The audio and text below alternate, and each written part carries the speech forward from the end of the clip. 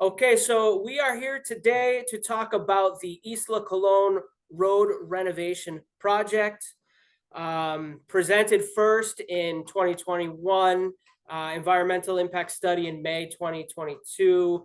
It was just approved yesterday. And this is a project that involves repairing the current roads, adding bicycle lanes, a renovation to the park, upgrading the drainage system, adding some pumps. And that part of the project is not so controversial, let's say. Now, phase B is a little bit more divisive, which is involves paving Paunch Beach, paving Bluff Beach, connecting the road to Boca del Drago, 17 miles, or forgive me, 17 kilometers of asphalt through 2 protected areas. And so that is sort of the focus of the environmental impact study, or the observations that we're going to be talking today with Joana Abrego. Thank you for joining us. Thank you for having us. Nice to Sure. Joana is from the Centro de Incidencia Ambiental, CIAM Panama. As I understand it, in a nonprofit environmental organization. Tell us a little bit about the work that you guys do. Of course. In fact, we are a nonprofit organization devoted to defending the human right to a healthy environment. So we use strategic litigation, we promote public participation and public campaigns, building a network of people interested in defending the environment, to push for better decisions, environmental decisions, be them better projects or legislation, so we can strengthen and fulfill the right to a healthy environment. Okay. And so the environmental impact study, 575 pages. I didn't get the chance to read it, but I understand that you and your team did. And what are your observations? What are your environmental concerns as you read this study? Okay, our first concern, I would submitted comments in the consultation process to Mi Ambiente. Our first concern was the fact that this environmental impact assessment doesn't seem to have been made specifically for this project in this area. And this is a very serious irregularity, because in order for you to identify the impacts of a given project, you need first to study what is called línea base, baseline of what's the state of conservation of the different resources that you have. And then you can then assess what's the potential impact of the project that you are proposing. And after that, then you come up with some measures that can mitigate or compensate the impacts. So if in the first step, you don't do the línea base, the baseline of the project properly, then all the other phases fall apart. It's like, a castle of cards. And so this is a very important issue in different sections in the environmental impact assessment. There was reference to Colon, the province of Colon, and to characteristics that are associated with that province. So we do feel like at least some important portions of this study were not made for Isla Colon, Bocas del Toro. So that's a big concern.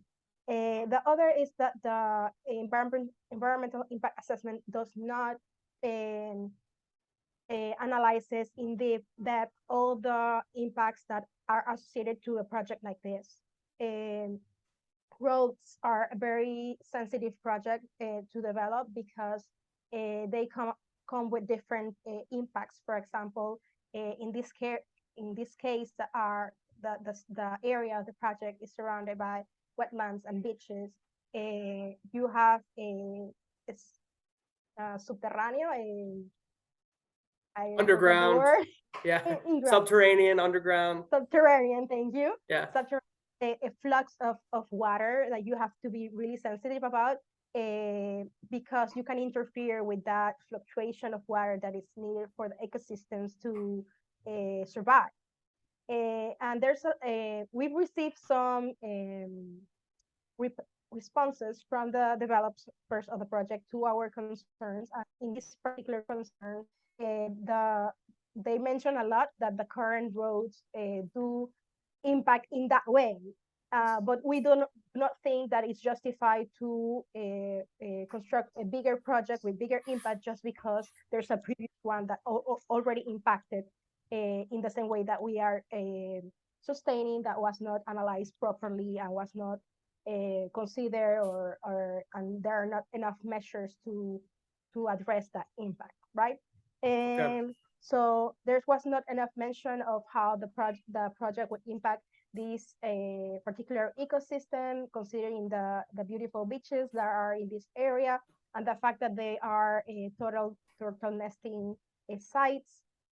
There's important economic activities surrounded by the tourism that these beaches allow.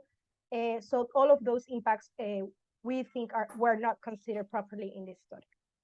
Okay, and yeah, speaking of the turtles, how is this road and how is the proposed project going to affect turtle nesting?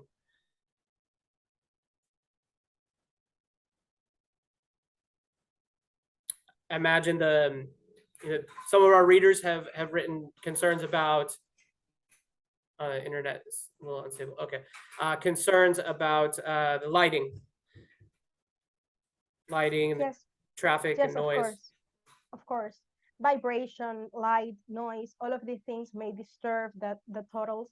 And as we know, turtles are already on their big threats, and they are very sensitive. And these kind of projects may be the difference between life or death. So I think the readers are correct in being concerned about those impacts related to the project.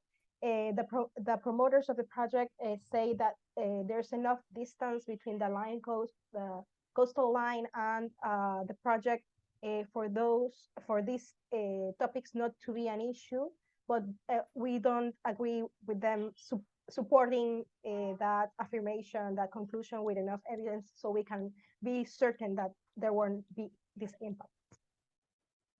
Right.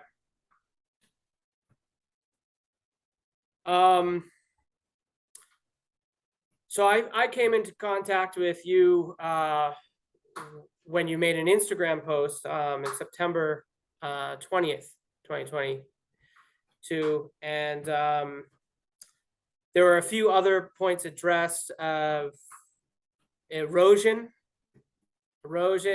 possible effects of climate change with the road. Yeah. That's an important one also. As we have more information about the possible impact of climate change in our country, obviously we are concerned about how we are protecting our infrastructure from the sea level rise and the tormentas becoming more dangerous for people. So we haven't seen, not only in this project, but we have systematically seen that government is not paying attention to this factor. We are, in one hand, in the climate negotiations, being very sensitive as to the impacts that climate change will bring to the country. But on the other hand, at the decision-making process, in the planning process, we are not truly considering the impacts of climate change. And this is one example. We did raise the concern of there not being enough information about how that sea level rise or these effects of climate change can impact this kind of project. And the response that we got was that current legislation did not mandated that the environmental impact assessment included this kind of information. We are not obviously satisfied with this reply. We think this is not the proper reply when we are talking about the safety of not only the infrastructure, but also the people that use it. So this is a very sensitive topic, and we I think need better explanations, both from the developers, but also from the authorities. And in this case, Mi Ambiente failed to see also this potential impact and respond to it. And another one that I didn't mention before is the fact that the Office for Protected Areas of Mi Ambiente did a pre-authorization of the project in regards to the When impact was that it this? will have in protected areas. This was before they submitted the environmental impact assessment. They have to fulfill a previous process with the Office of Protected Areas, Okay. in which they argue that the project does not interfere with the protected area, and the office will give a pre-authorization that allows them to go into the environmental impact assessment process. So the office did authorize the project, which we certainly have reservations about why this office gave a green light to the project. But interestingly, in the reasoning of why this office said that it can go forward, but it cannot use any material for the construction in the traslape with the protected area that interferes with what I was telling you about earlier about the fluctuation of water underneath subterranean waters. But the construction process that was presented in the environmental impact assessment, it's precisely what the Office of Protected Areas prohibited. And we raised this also concern during the process, but unfortunately, it was not used in the process to justify the rejection of the study. We have not seen at this moment either we have not seen the technical report that is done previous to the approval, the resolution that approved the environmental impact assessment. For that resolution to come, you have to have a final report, a technical report that evaluates all the concerns raised and everything. So we haven't have access to that document still to know exactly what Mi Ambiente said or not said regarding this. But obviously, if the project was approved, because we now have seen the resolution, it's evident that they didn't took neither of these impacts that we have talked about to argue for the rejection of the project. So it seems like there would need to be mitigation measures to address each of these points in order for it to be approved. Is that how the process works? Yes, sadly, the conditions that are usually included for approval of this kind of project are very generic. If you come and contrast different resolutions that approve projects like this, you're gonna see exactly the same conditions for each one. That should not be the case. As you mentioned, if a project, if the environmental ministry has a concern about a particular impact, there's a legal possibility that in the resolution of approval, you can condition the development of a project of a certain adjustment or measure that they have to implement to make it sure that the project's not going to have a negative impact in the environment or the health of people.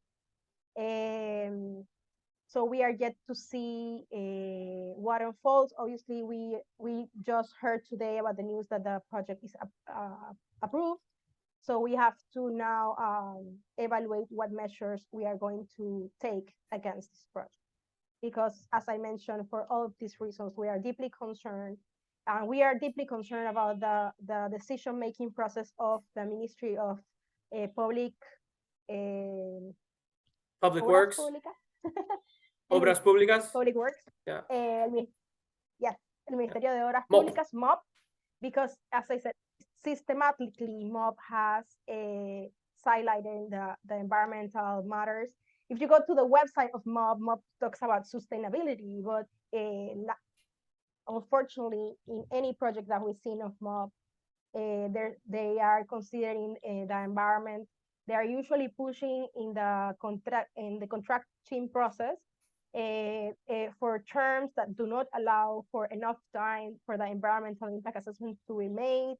That they usually do not allow for example, an environmental impact assessment of a category number 3, which is the most rigorous one that allows to fully or should allow for an in-depth analysis of all the impacts, including those that are in connection with what you have already in the territory. And this was also a irregularity that we pointed out in our comments, that with this kind of project, you already have in certain, like the replies that we got, you do have some activities that already impacted this area, but that cannot be a justification for it to impact it more, to destroy it more. Actually, Basically saying, well, we're already 3, doing something like that, so it's okay. It's okay, but that's not allowed. Yeah. What the regulation asks for you is that when you are to make a category 3 impact assessment study, you have actually to see how this project is gonna add up to a problem that you already have because of all the existing activities that you have and the impacts associated with that activity. And you may conclude that maybe if this project will be the only one, it will be fine. But since it's already, there's too much damage being done to the environment here, we cannot possibly have this new project. So it's the opposite analysis as the one that we got. It's not we can damage the environment more because we already did it. Actually, it's the other way around. If the environment is too damaged, you cannot possibly be putting more harm on top of that. Mm-hmm. Now, this project has made some of our readers consider, the environmental impact of projects that have already been done in the last 20 years, wondering what kind of studies were done on those, if they were required to have the category 3 studies done, and if they were approved. So people have written us about kind of the sort of the impacts of like you were talking about before with the groundwater, does all these new developments near the beach, like with septic tanks, what kind of effect is that having? Is that a concern that you see? Yes, obviously, as I mentioned, the cumulative impacts of activities you already have, the one you're putting on top, are very concerning, especially in a place that it's an island, and you have to really take care of, for example, the sources of water for the population. So it's not like environmentalists are against progress or growth or development. It's not like that. It's that we do have to develop, obviously, to allow for people to thrive, but precisely in order for people to thrive, you have to take care of the environmental ecosystem services that allow for people to live comfortable, to have a healthy life. And water is an important, essential part of that. So Yes. in every decision you make, particularly in a zone as constricted as this one, you have to be very attentive to how this decision could impact water, for example. Right. I've spoken with a lot of people about the project, and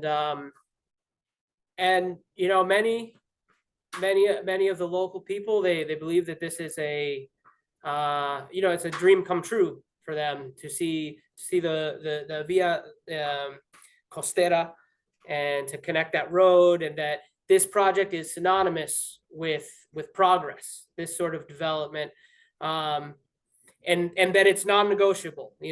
La calle va porque va. Do you see that there is a way through this process to develop a road like this that takes into account some form of this road that really does mitigate all of these potential environmental threats? That's very hard to say. It will be a bit irresponsible for me to say, well, I do think that there is a way to do it or not. I'm not even a technical expert. I'm a lawyer, but I do think that I would ask people that think like this to really consider the definition of progress that they are using to have this conclusion, because uh, of course there needs to be progress, but there needs to be progress adapted to the community that we are doing the project, where we are doing the project, right? So we cannot extrapolate what we think is progress in Panama City, for example, the Cinta Costera, and think that because we are going to have the Cinta Costera in Isla Colon, that means that we are progressing somehow. We really need to consider, and I will encourage people to consider, if this type of progress is good for Isla Colon in particular, if it's compatible with the way of living of people historically.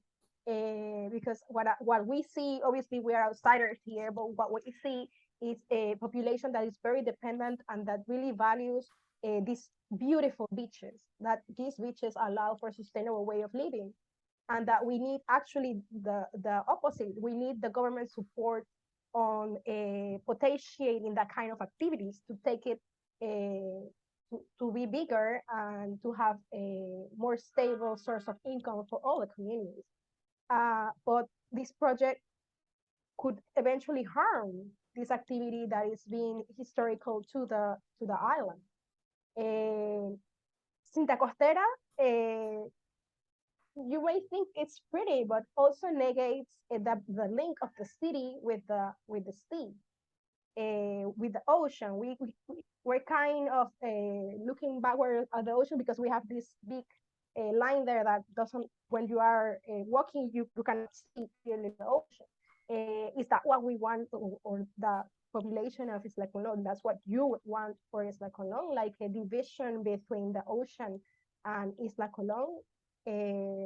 I just would ask people to reflect on that. Yeah, I mean, the idea there that this road will bring more development, more tourism, and more jobs is what I've heard from them. But on the other hand,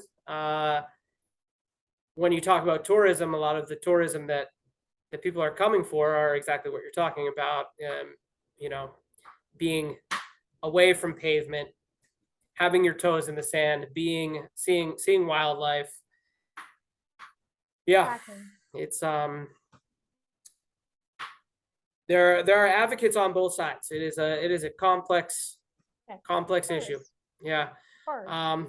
So on March 23rd, we will be there at a town meeting where they are presenting the final designs, and I'm sure you guys will be watching that story very closely.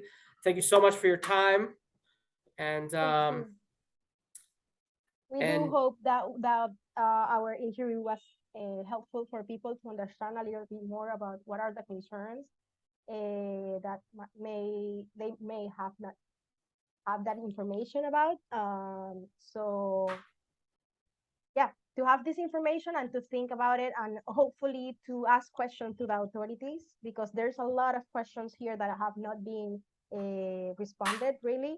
And before the project begins, I think all the people in Isla Colon deserve straight answers, in-depth answers with proof of what the authorities are making, because unfortunately, once the project is done, the damage is gonna be irreversible.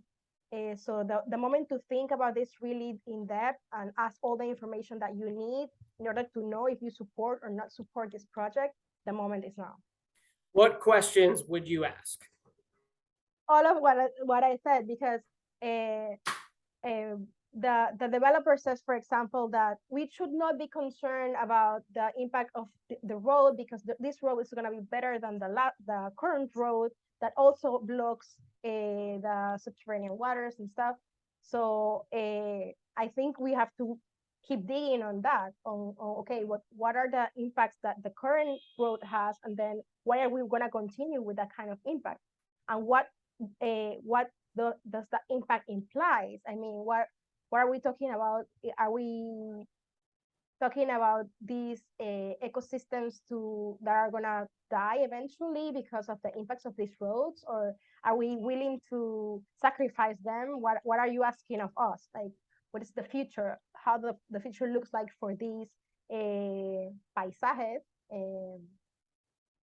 if once the project is built, right? So how is that gonna be impacted?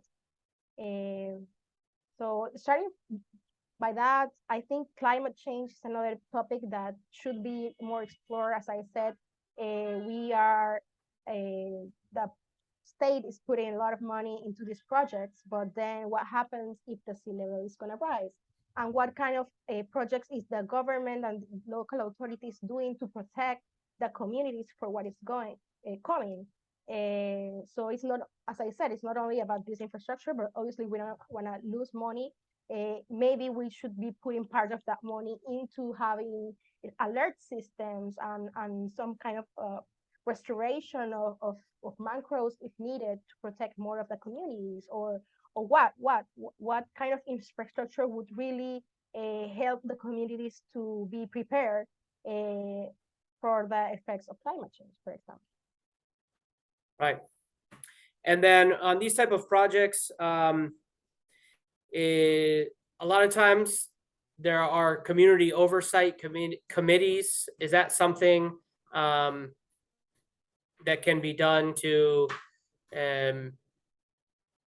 make sure that, I mean, things are done transparently? Citizen oversight is never wrong. It's good. It's good that we are able to, as citizens, be more involved in what's going on around us. And a lot of the measures that are usually in the environmental impact assessments, unfortunately, when the construction is going on, they are not fulfilled.